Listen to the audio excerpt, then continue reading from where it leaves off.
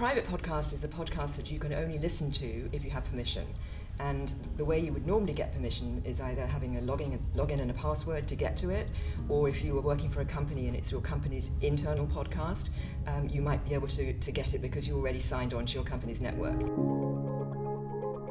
lot of businesses have the monthly meeting, conference call or something, or the Zoom thing, or they get a weekly email from somebody, and typically those things are very dry and often actually people don't even read them. If it's a Zoom meeting, a lot of times people don't have their cameras on. So if you change the model of delivery to something that people are already comfortable with and enjoy, and spoof it up a little bit, make it more interesting in the way that it's delivered, maybe use a different voice than the chairman or the CEO or whatever, include other kinds of content so people get a better sense of what their company is really doing. If you deliver that through a podcast, the same amount of stickiness and retention that you get from a normal podcast, you're going to get from your company one. Sharing success stories in a private podcast is more successful than a newsletter.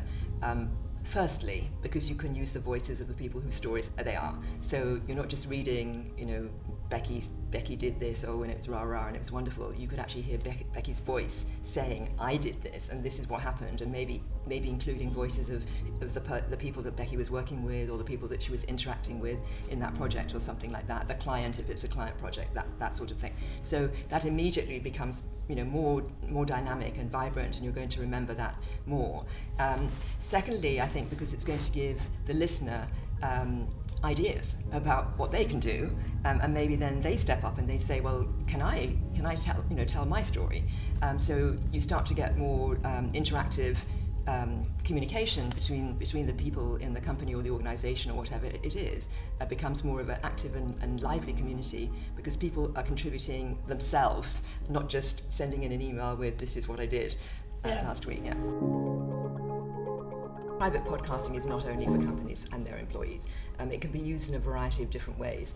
For example, a company might have a distributed sales force and they don't have a good opportunity to bring them all together in one place, not just because of COVID, but in general. Maybe they're geographically distributed or something. So having that kind of communication with a piece of your organization.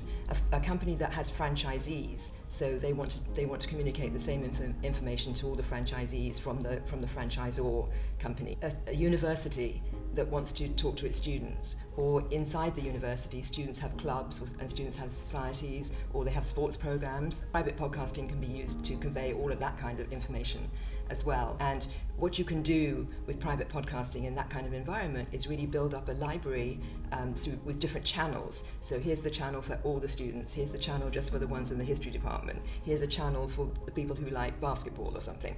And people can be subscribing to or getting access to different channels and different podcasts based on their interest. Going a little bit further outside a sort of closed environment like you would have in a school or in a company, think about a charity that has donors.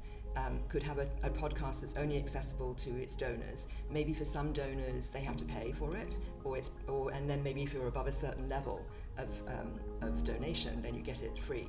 And that kind of a podcast would obviously talk about the charity, but it could be talking about other interesting matters that are around what the charity does, or political things or environmental things or whatever it is. So more interesting than just saying, we raised £25,000 last week or something. And then another example which is similar to that would be a membership association with its members. So that could be a trade union, it could be a trade association which has like a gym with its members, all those kinds of things. Exactly. So private podcasting has a whole plethora of opportunity to serve, but again, it all comes back to the same thing, that you can only listen to that content if you are a member of that club, or if you are a donor to the charity and you have been given a credential to access it.